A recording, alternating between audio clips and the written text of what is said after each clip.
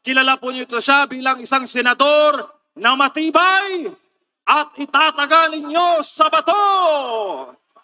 Bago siya magsasalita, atin munang panoorin ang video na ito. Sila batikos, sila paratang, at dinudungisan nila ako.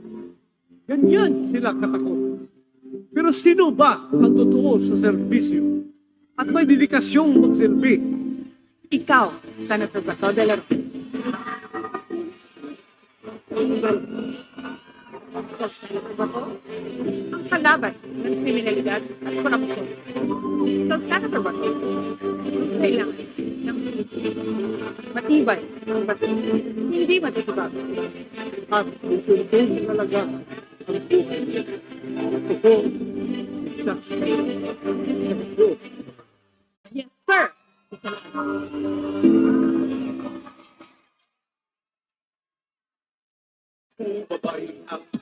Ang inyong number 22 sa Senado,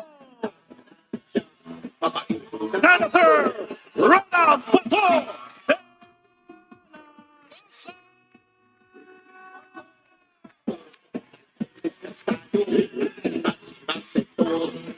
Sa limunan, sagot ko kayo, ikagali sa ato.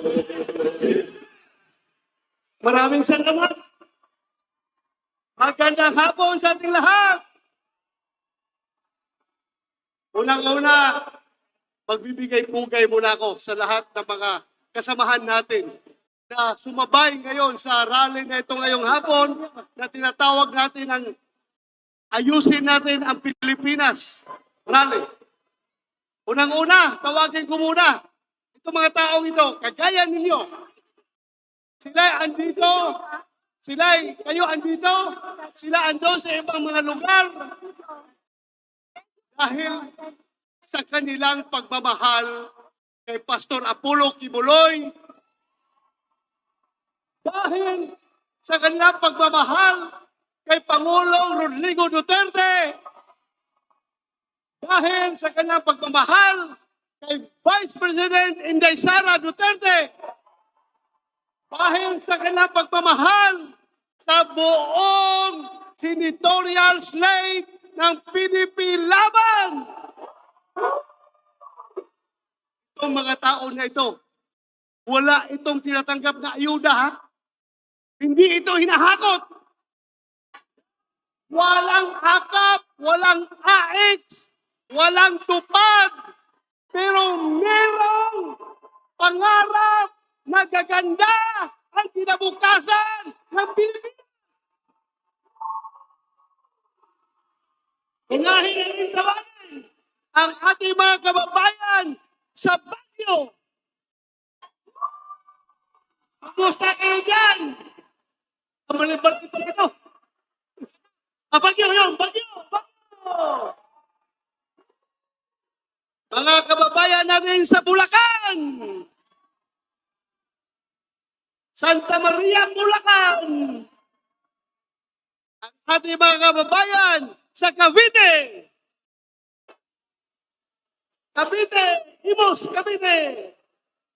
Oh, masaya sila kahit walang tinatanggap na ayuda.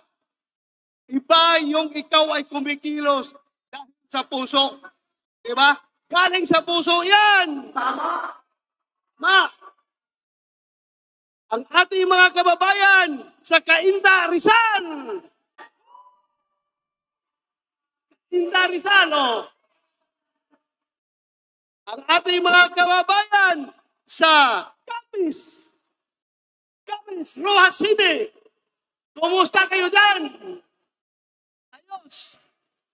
Ang ating mga kababayan sa Cebu.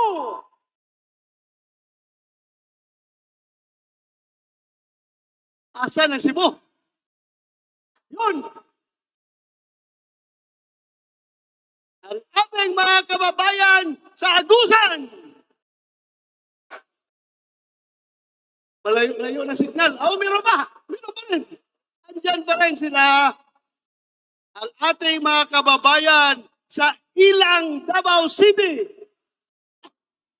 Daghana, oy. akap niya? Wala, no? Pure heart yan, pure heart. Pure heart. Yung heart ni Senator Bongo. Pure heart yan, nandito sila. Dahil sa puso talaga. Ang ating mga kababayan sa Talumo, Davao City. Yun, kadami nila, oh. Ang dami. Ating mga kababayan sa Matanao, Davao del Sur. Ako mga silingan.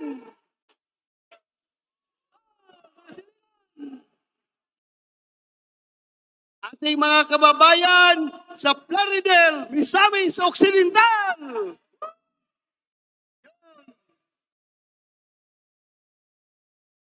Ewan ko lang kung may linya ito ngayon, ha? Misamis Occidental, oh. Ang dami. Ang ating mga kababayan sa Toril, Davao City.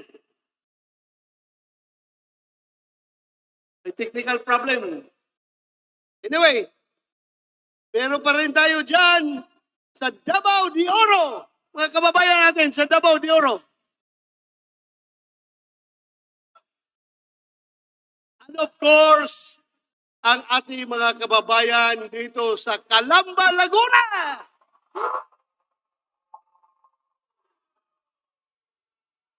Mga kababayan, maraming salamat. Hindi ko nahahabaan yung aking pananalita. Basta ako, gusto ko lang talagang siguruhin natin.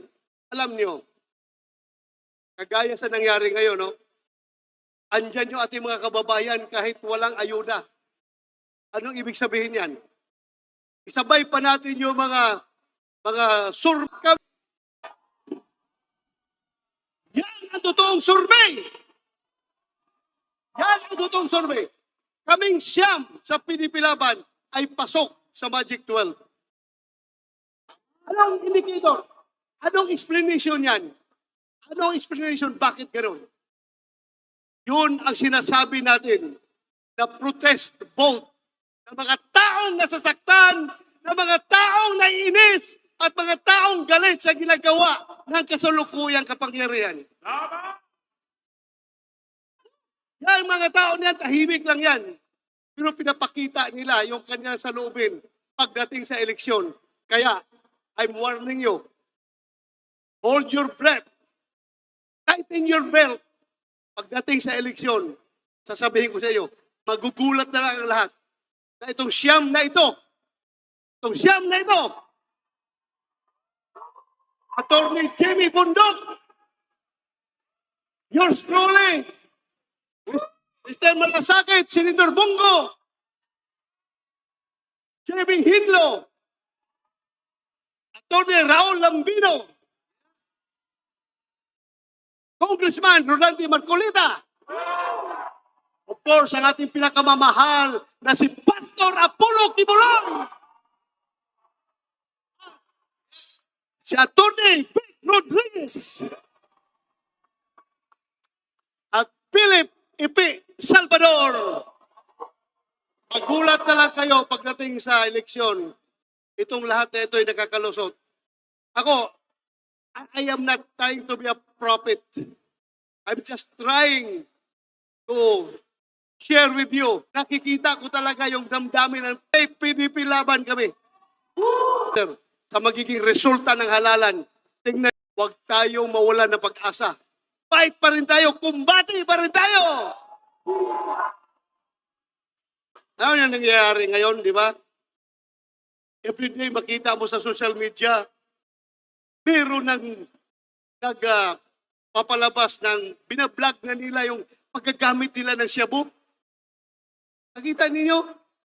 Ginagawa ng live sa Facebook yung paggagamit ng shabu. Ang masaklap nito, parang itong mga tao na ito, pakiramdam nila ito na ang new normal. Normal lang nagagamit ka ng shabu. Normal lang na ipagmamayabong mo sa buong mundo na ikaw isang drug user. Bakit? Ano na nangyari sa utak ng ating mga kababayan? Hahayaan ba natin na magiging ganito na lang palagi? Kaya tayo andito dahil nga sabi natin, ayusin natin ang ating bayan rally. Yan ang purpose sa rally na ito. Ang mahirap dyan, yung ating mga anak, kabataan natin, wala tayong control sa kanila. Sila sige scan sa social media at nakikita nila itong mga adik na gumagamit ng Cebu na pinag-post yung kanilang illegal activity. Anong isipin ng kabataan? Ay, normal lang pala. Ay, sikat ka pala. Kung gagamit ka ng Cebu, kikita ka pa dahil ginagawa mong content sa yung vlog, yung magagamit ng Cebu. Kawawa. Kawawa ang kabataan, kawawa ang Pilipinas. Kaya huwag nating hayaan ito. Alam nyo, itong line-up na siyam ng Pinipilaban, wala dito kahit isa gumagamit ng Cebu. I can assure you!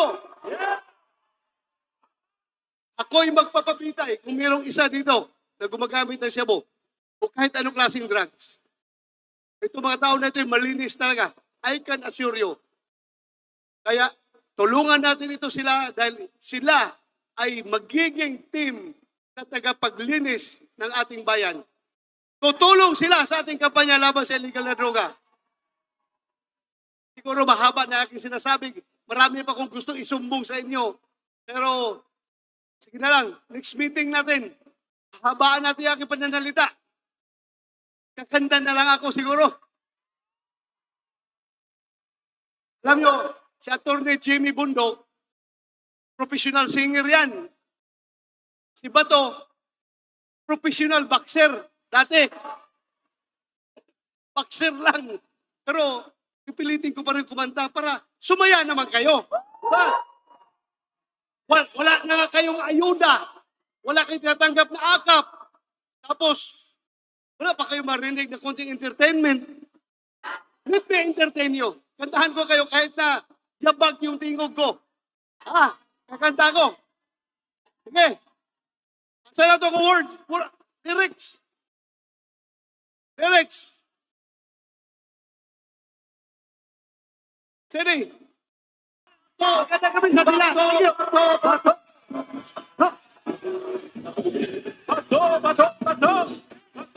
Daghang salamat, Senador Ronald Bato de la Rosa!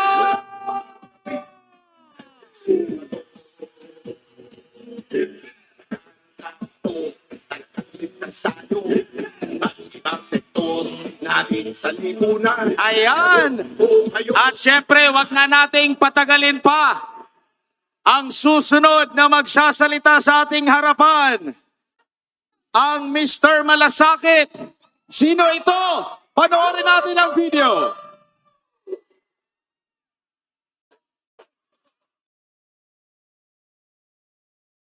Habang hinahanda ang video, nakita niyo ang video? Wala pa?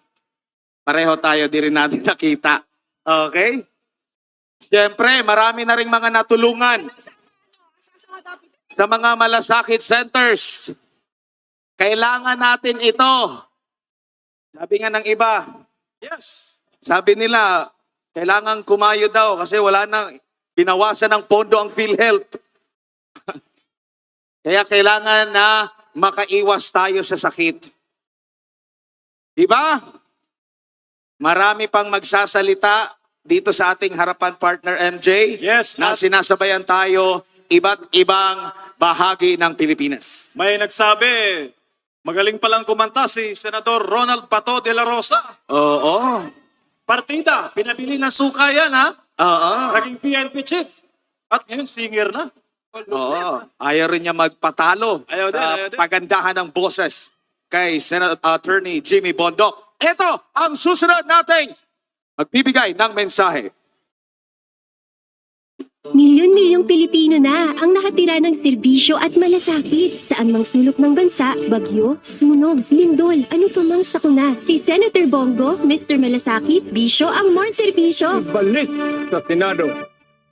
Gusto nyo ng may totoong malasakit, Senator Bongo. Inuuna ang serbisyo para sa Pilipinas. Senator Bongo, bisyo ay more serbisyo. Bongo Bongo na. Mr. Malasakit, Senador Bongo. Bisyo ang magserbisyo.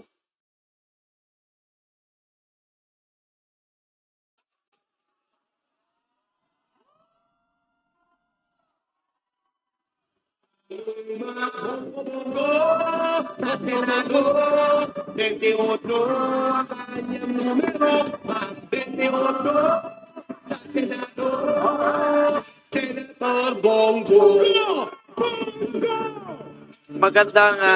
gabi po sa inyong lahat, mga kababayan ko. Maraming salamat po sa mga taga Laguna sa inyong napakainit na pagtanggap po kanina. Kanina po maraming lumapit sa akin. Papasalamat. Kanina pag motorcade namin, may sumisigaw, salamat sa Malasakit, salamat sa mga Super Health Center. Huwag ko kayo magpasalamat sa akin. Ako po ang dapat magpasalamat sa inyo dahil binigyan niyo po ako ng pagkakataon na makapagserbisyo po sa inyo. Maraming salamat po sa inyo lahat, mga kababayan ko.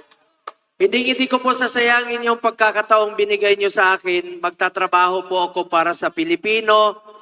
Hindi po ako politiko na mangangako sa inyo. Gagawin ko lang po ang aking trabaho.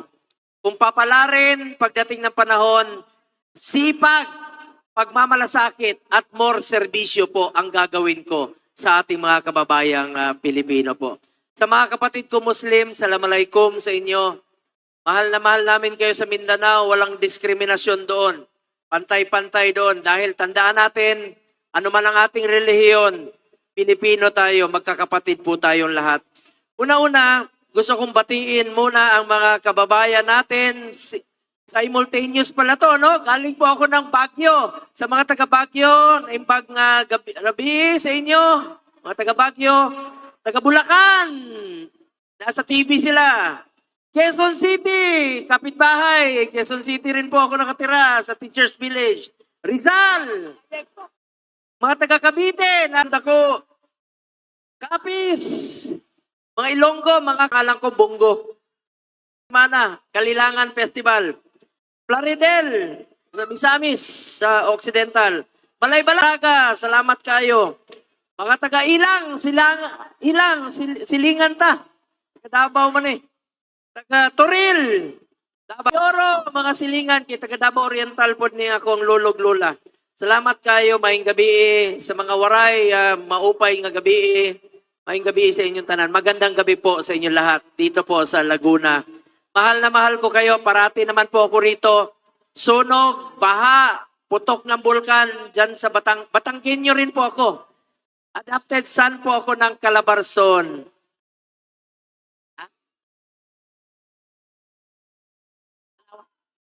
Tanawan po. Kapitbahay. Magandang gabi po. Maraming salamat sa inyo lahat. Salamat po, salamat sa lahat ng sumusuporta. Maraming salamat po. Mga kababayan ko, gusto ko lang pong mag-report sa inyo. Bilang inyong senador, I authored 16 laws, principally sponsored 82 laws, and I co-authored and co-sponsored 185 laws. At wala po akong absent sa Senado. Tuloy-tuloy po yan. Sipag po ang pwede ko ialay sa inyo.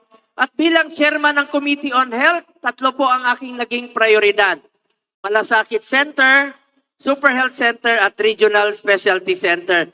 Dito sa Laguna, meron po kayong 2 Malasakit Center dito sa San Pedro at sa Santa Cruz sa inyong ospital.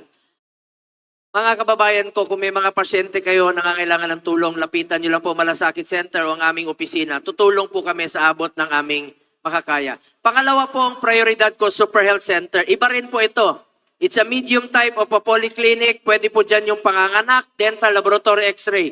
Tingnan niyo po, itong Super Health Center. Dito sa Laguna, napakarami pong Super Health Center dito na itinatayo. Mismo ako nakapunta. Sa Mabitac, Binyan, Calamba. Dito po mismo sa Calamba meron. Alaminos, Cabuyao, San Pedro, Santa Rosa, Calawan, Los Baños, San Pablo, Santa Maria, Nagcarlan, Pila, Pagsanghan, Rizal, Luisiana, Paite at Liliu. Yan po ang mga Super Health Center. Ang mga buntis, pwede mga anak dyan. Tingnan nyo po Ito po, sa Lake Cebu, sa South Cotabato, bundok. Ang mga buntis doon, 2 hours ang biyahe, nanganganak sa tricycle, sa jeep. Ngayon, meron na silang super health center. IPs po yan sa mga kapatid nating indigenous people. Tuwang-tuwa ang mayor. Tuwang-tuwa yung kapitan. Sabi nila, Sir, pangalanan namin sa iyo itong bata kasi bago ka dumating, pinanganak na. Pagtingin ko sa bata, babae. Sabi ko, paano mo pangalanan sa akin? Lalaki ako. Sabi niya, hindi problema yan. Pangalanan natin ito ng Bongga. Ibig kong sabihin, nangyayari sa totoong buhay yung ginagawa ko. Kahit sa sulok ng Pilipinas, halos napuntahan ko na. Mula Apari hanggang Hulo. Lindol, sunog, putok ng bulkan, tulong sa mga mahirap, pinupuntahan ko yan. Dahil gusto kong ilapit ang serbisyo ng gobyerno sa ating mga kababayang Pilipino po. Tulungan natin yung mga mahirap nating kababayan. Pangatlo po, Regional Specialty Center. Ako po ang principal sponsor ng batas na yan. Priority naman po yan ngayon, no? Na pagtatayo ng mga heart center, kidney center, neonatal, at iba pang mga specialty center. Chairman din po ako ng Committee on Sports. Ayaw kong masayang ang inumpisahan ni former President Duterte na labanan ang kriminalidad at ang illegal na droga. Through sports, itong akin, iniinganyo ko po ang mga kabataan to get into sports, stay away from drugs, to keep us healthy and fit. Meron na tayong eskwelahan sa New Clark City. Pwedeng mag-aral at the same time mag-training ang student-athlete. Isa ako sa author at co-sponsor. Eskwelahan po yan. National Academy of Sports. Ayan po, may pasilidad na po. Ngayon, proud po ako. Chairman ako ng sports 2019. Alam nyo ba, nakamit natin ang kauna-unang gold sa Tokyo Olympics noong 2020. Ngayon naman, nakadalawang gold tayo sa Paris Olympics, di ba? So, suportahan natin ang ating mga atleta. Chairman din po ako ng Committee on Youth. Sa mga kabataan, kayo po ang kinabukasan ng bayang ito. Mag-aral kayo ng mabuti. Yan po ang puhunan natin, edukasyon. Dala-dala natin yan sa pagtanda. At magiging masaya ang magulang natin kapag nakapagtapos tayo ng pag-aaral. Ako mismo, may anak rin po ako na summa cum laude sa accountancy sa Lasal at class valedictorian sa College of Law sa Ateneo po. Pareho po siyang number 1 sa batch nila. Masayang masaya po ako, proud po ako bilang magulang. Ganon din po ang mararamdaman ng mga magulang. Ngayon, may pakiusap lang po ako sa inyo. Ayoko pong manira. Gusto ko lang po nabigyan po ang Pilipino ng karapatan pumili. Will of the people. May pakiusap lang po ako sa inyo. Mahalin po natin ang Pilipinas. Ngayon, unang-una, please lang, kahit unahin niyo po sila. Unahin natin yung mga kasamahan natin. Unang-una, makita niyo po yung pag-organize ng rally na ito. Mga tao po ito ni Pastor Kibuloy. Alam niyo, matagal na silang magkaibigan ni dating Pangulong Duterte. Wala pa po ako kay Pangulong Duterte. Magkaibigan na po sila. Napaka well-organized po nito. Itong taong ito, nakalaro ko rin po ng basketball. Isang charismatic, spiritual leader po at may leadership po. Palakpakan natin, Pastor Apollo C. Kibuloy! Pangalawa po, tulungan niyo po ang mga kasamahan ko. And of course, by number na lang, no? Si Attorney Jimmy Bondok, matalino, isa sa mga naghikayat kay Pangulong Duterte na tumakbo bilang Pangulo. Magaling po ito. Asset po ito sa Senado, Attorney Jimmy Bondok. Palakpakan mo natin. And of course, ang aking partner sa Senado, 25 years, magkasama na kami. Kung gusto niyo po ng maayos na serbisyo para sa mga kasamahan natin na Pilipino, hindi magiging successful na labanan ang kriminalidad kung hindi sa taong ito. Napakagaling po. And I assure you, itagaan niyo sa bato, Senator Bato de la Rosa. Palakpakan mo natin. At pangatlo, ang, ayun, siyempre, ang inyong Mr. Malasakit. Alam ko namang hindi nyo malilimutan yan. Kaya sabi ko nga, unahin nyo silang lahat, mga kasamahan namin sa Duterte Senatorial Slate. Pero alam ko namang hindi nyo malilimutan ang pangalan ko. Mamaya ako sasabihin kung bakit. Susunod, suportahan natin another Ilonggo, Pride of Visayas. Attorney JB Hinlo, palapakan po natin. Pang-apat po, ito, Ilocano, matalino, dating miyembro ng gabinete ni Pangulong Duterte, Attorney Raul Lambino, palapakan po natin.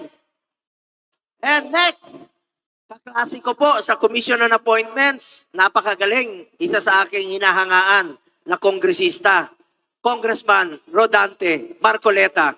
Long overdue na po yan sa Senado. Noon pa dapat, Senador na yan. Susunod, and of course, nabanggit ko na kanina si Pastor Kibuloy.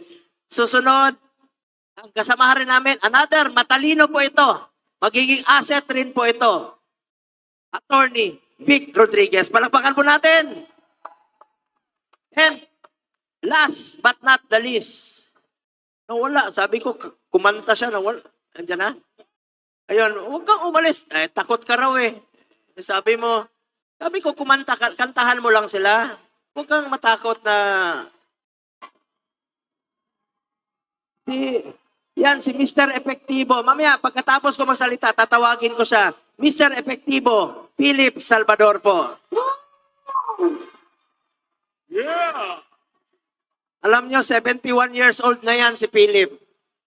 Pero may asim pa yan. Alright. Kanina po, magkasama kami sa motorcade. Nag-jacket. Paghubad niya. Basang-basa. May asim pa talaga. Pero,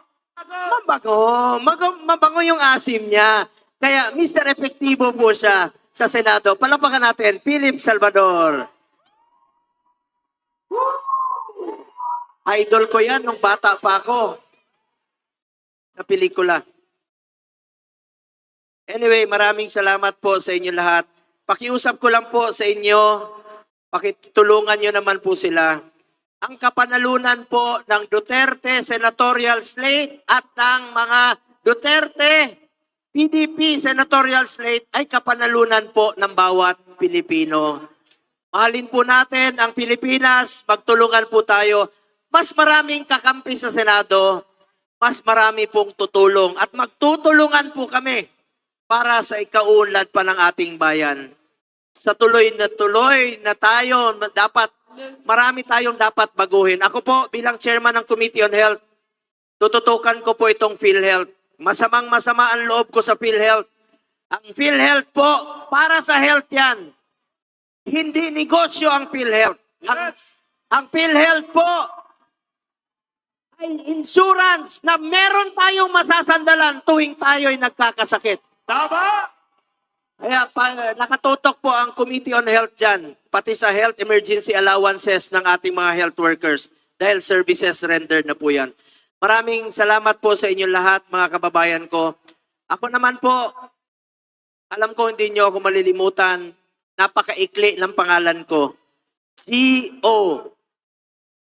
Tawagin nyo lang po akong Kuya Bongo ninyo. Kahit saan tayo magkita, madali naman tandaan pangalan ko. Pumunta kayo sa kanto, pag nakakita kayo ng traffic light, ano yung green? Go! Go! Pero tuwang-tuwa ako dito sa aking kaibigan. Ito, I love you, di ba? Ang go. Oo, pag gutom, anong pangalan ng ating minamahal? At anong paborito naming ulam? Bong? Go! Oo, kita nyo? Anong tawag sa mahilig sa inuman? Laseng? Go! Hoy, mga lasenggo, huwag kayong magmaneho pag nakainom. Delikado yan. Pag may nangyari sa inyo, ako na naman ang maalala nyo, pag kayo ay bongo.